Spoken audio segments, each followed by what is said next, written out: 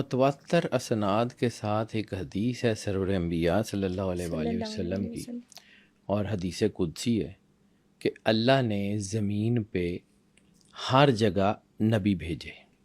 بے شک. ٹھیک ہے، قرآن پاک کی آیات سے بھی اس کا حوالہ مل جاتا ہے. تو اگر اللہ کہہ رہا ہے کہ زمین پہ ہر جگہ نبی بھیجے، تو انڈیا سے، نیپال سے، سری لنکا سے، چائنا سے کوئی اللہ کی کوئی ایسی کوئی تو نہیں تھا نا کہ وہاں نہیں بھیجے ہوں گے. ہمیں معلوم نہیں ہے. اب نبوت ہو گئی ختم.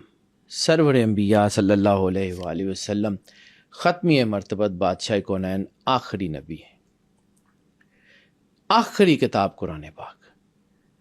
اب اس کا مطلب یہ ہے کہ اس وقت جو چیز ہے that is the final product, یہ فائنل جو ہے اس کا ورژن ہے. اس سے پہلے کے جو ورژن ہے اس کو ہم ڈینائی نہیں کر سکتے، یہ نہیں کہہ سکتے کہ یہ نہیں ہوگا. لیکن اگر ان کی بیسس دیکھیں، ان کی چیزیں دیکھیں، سناتن دھرم کی بیسس دیکھ لیں، اس کے علاوہ جتنے بھی پرانے ریلیجن ہیں ان کی بیسس دیکھ لیں، وہ تقریباً ایک ہے.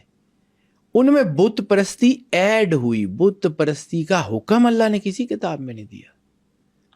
اگر ہم انڈیا میں دیکھیں یا گوتم کے پرستاروں کو دیکھیں تو انہوں نے گوتم کے بت بنائے تھے گوتم میں اللہ دیکھنے کے لیے. اس کو سمجھیے تھوڑا سا، یہ مطلب عام لوگوں کے لیے تھوڑا سا مشکل بات ہے لیکن سمجھیے.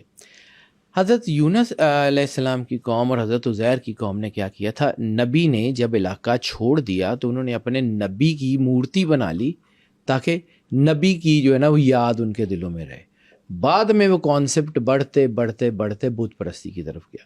ٹھیک ہے، اسلام میں جو بت پرستی کی بنیاد ملتی ہے وہ یہاں سے ملتی ہے نا.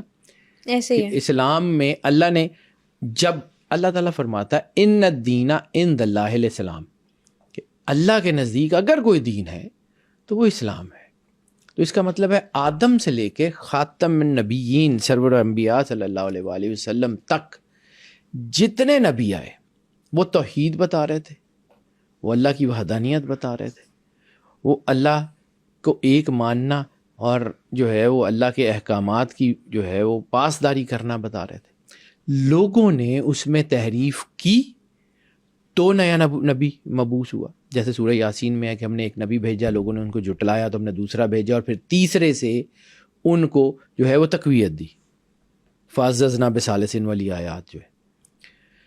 تو اگر اللہ کا بنایا ہوا سسٹم ایک خاص سسٹم میں چلتا ہے تو ہم ڈینائی نہیں کر سکتے کہ یہ لوگ جو تھے یہ نبی تھے یا اللہ کے برگزیدہ بندے تھے، کیونکہ قرآن پاک میں بھی حضرت خضر کے بارے میں اللہ برگزیدہ بندے کا لفظ استعمال کرتا ہے. لیکن اس برگزیدہ بندے کا مقام یہ ہے کہ اولو العزم نبی، صاحب کتاب نبی موسیٰ علیہ السلام. ٹھیک ہے، اسرائیلیات میں آتا ہے نا کہ خضر علیہ السلام نے موسیٰ علیہ السلام کو پڑھایا بھی، سمجھایا بھی، گائیڈ کیا. نبی کو پڑھانے کے لیے برگزیدہ بندہ یا نبی.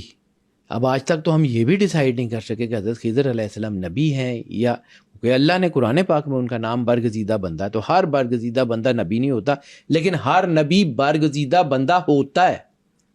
اس کو سمجھیے، ہر برگزیدہ بندہ یعنی ہر نیک آدمی نبی نہیں ہوتا، لیکن نبی ایک برگزیدہ بندہ ایک نیک آدمی ہوتا ہے.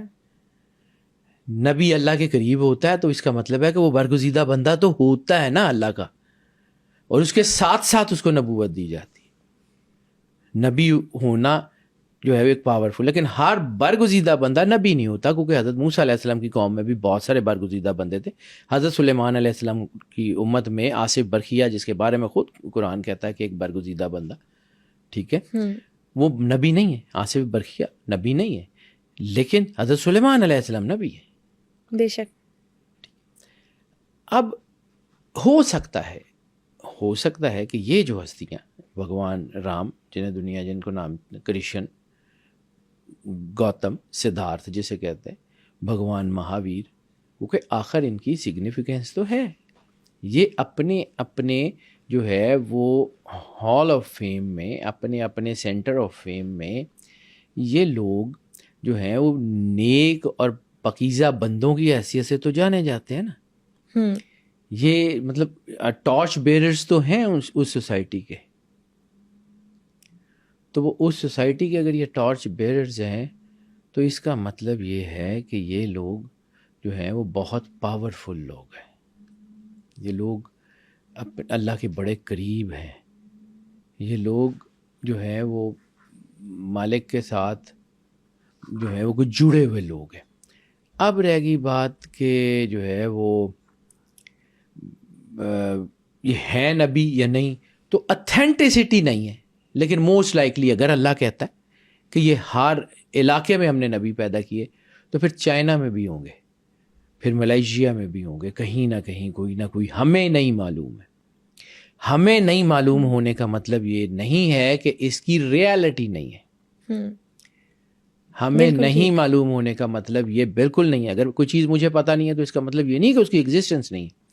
یعنی اگر چمگادڑ کو سورج نظر نہیں آتا تو کیا سورج کی ایگزسٹنس نہیں ہے؟ بالکل ہے۔ چمگادڑ اگر روز یہ دعا کرتی ہے کہ یا اللہ مجھے سورج سے تکلیف ہوتی ہے، اس کو بند کر دے، تو ہزاروں چمگادڑیں اندھی ہو جائیں، اس سے بہتر یہ ہے کہ سورج جو ہے اس کو کوئی نقصان ہو۔